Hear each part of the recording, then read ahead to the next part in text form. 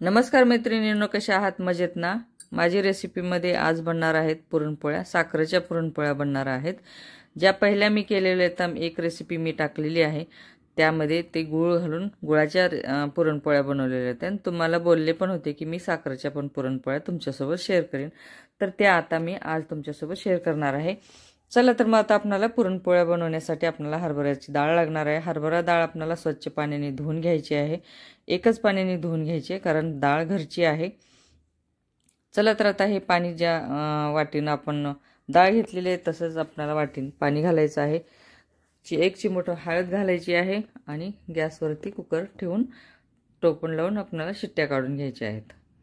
2 शिट्ट्यामध्ये माझी डाळ शिजती, कारण घरची डाळ असल्यामुळं डाळ शिजती, लवकर शिजती, कारण जास्त त्याला लागत नाही. तर झालेल्या आहेत आपल्या 2 शिट्ट्या, डाळ शिजली. आणि हे ग्लास जी मी पालथा घालते ना, ते पाणी बाहेर उडून येऊ नये म्हणून मी वरती झाकण शिट्टीवरती ग्लास झाकते. ते तुम्ही पण करून बघा, पाणी बाहेर उडत नाही. जे पाणी येतं ते तिथल्या तिथंच आपण हे होतं, बाहेर फार म्हणून उडून येत नाही.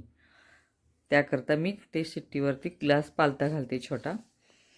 तर ही डाळ आता आपली शिजून मऊ झालेली आहे, कारण हे पूर्ण पाणी आटलेलं आहे आता आपलं.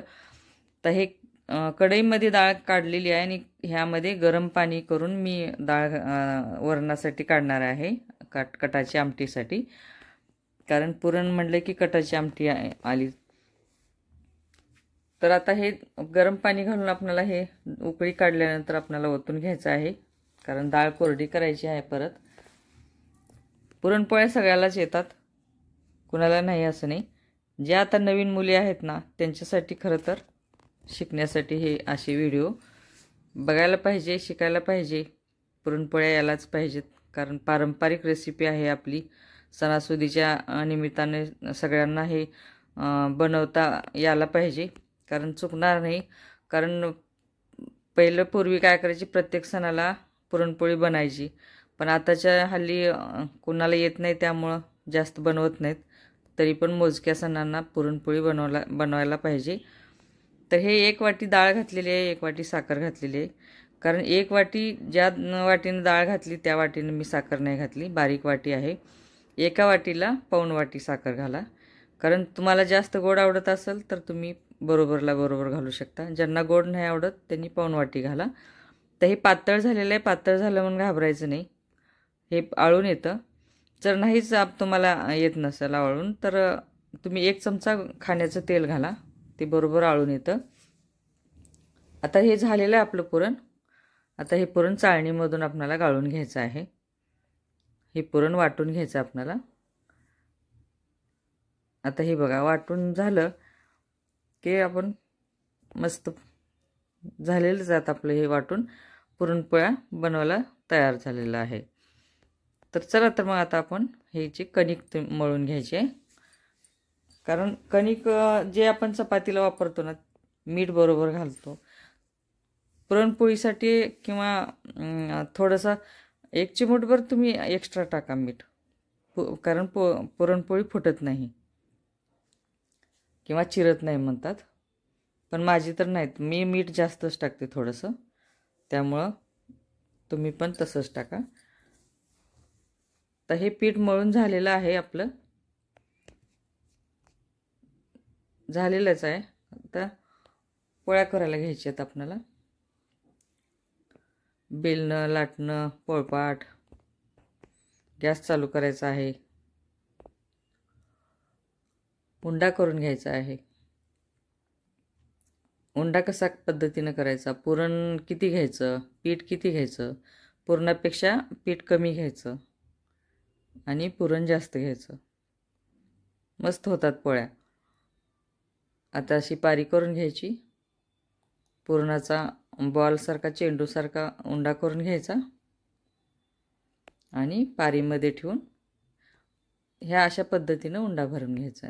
आताच्या मुलींना उंडा भरता येत नाही, असं इकडून इकडून गोल करतात आणि दुमडून पोळी बनवतात, मग ती फुटती, चिरती. तसं नाही बनवायचं, ह्या अशा पद्धतीनं बनवा, मस्त परफेक्ट पोळी येते आणि फुगती पण. तर हे झालेलं आहे आपला उंडा भरून. पुरणपोळी लाटून घ्यायची आहे. तवा तिकडं तापतोय. झालेली आहे आपली पुरणपोळी लाटून. मस्तपैकी पोळ्या होणार आहेत.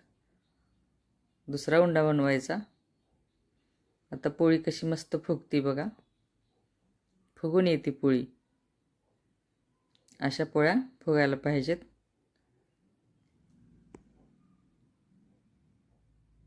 हे बघा कशी मस्त फुगलेली आहे. झालेली आहे ती पोळी.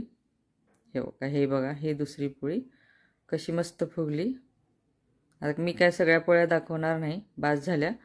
आपला व्हिडिओ खूप मोठा होतो मग. तर झालेलं आहे आपलं. पुरणपोळी काढायची आता प्लेटमध्ये आणि एक एक करून आपल्याला पुरणपोळ्या सगळ्या सर्व करायच्यात. तर ही पुरणपोळी भाजलेली आहे प्लेटमध्ये काढून घेते आणि बाकीच्या सगळ्या प्लेटमध्ये सर्व करते. आता ह्या बघा पुरणपोळ्या कशा मस्त झालेल्या आहेत. साखरेच्या पुरणपोळ्या मस्त झालेल्या आहेत. पहिल्या गुळाच्या केलेल्या होत्या, आता ह्या साखरेच्या आहेत. कशा झाल्यात ते कमेंटमध्ये मला सांगा. शेअर करा, सबस्क्राईब करा. सबस्क्राईब करायला विसरू नका. आज आहेत महालक्ष्म्या. महालक्ष्मीच्या निमित्तानं पुरणपोळी बनवलेली आहे, म्हणून हे तुमच्यासोबत मी शेअर केलेली आहे. तर नैवेद्यासाठी ताट तयार करायचं आहे, कारण माझ्याकडे लक्ष्म्या नाहीत, महालक्ष्म्या माझ्याकडे नाहीत. देवाऱ्यामध्ये कलश तांब्या ठेवलेला असतो ना, मग मी त्या तांब्याला नैवेद्य दाखवते. आता करायचं आपल्याला गणपतीसाठी. आता हे गणपतीसाठी प्लेट तयार केलेली आहे. तर गणपतीला नैवेद्य दाखवून घ्यायचा.